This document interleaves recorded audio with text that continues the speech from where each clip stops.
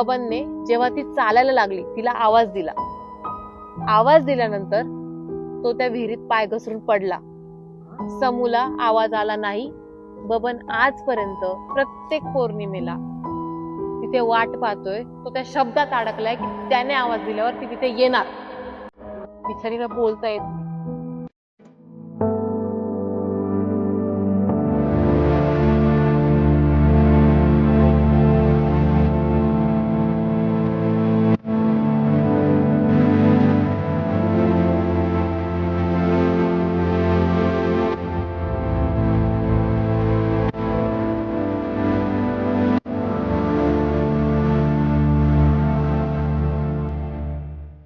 तिचं पोरग होतं ते एकुलतं एक.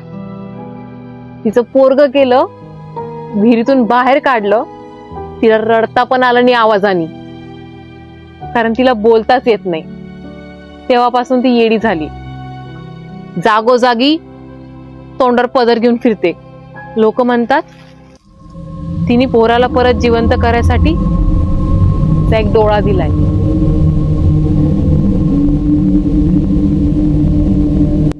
आणला ना त्याने तुला गावात.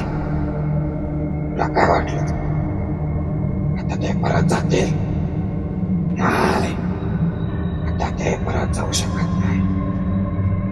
उद्या पौर्णिमा आहे आणि त्याचे वेद आजपासूनच लागले.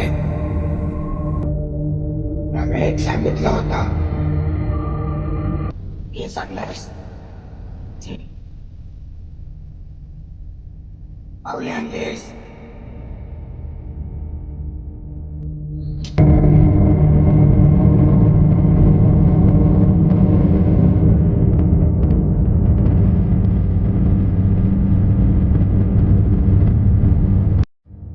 या केसांमध्ये तिचा वास आहे.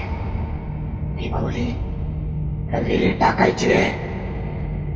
मला वाटेल ती त्याच्या सोबत असणार आहे आणि मग व तिला विसरून जाईल.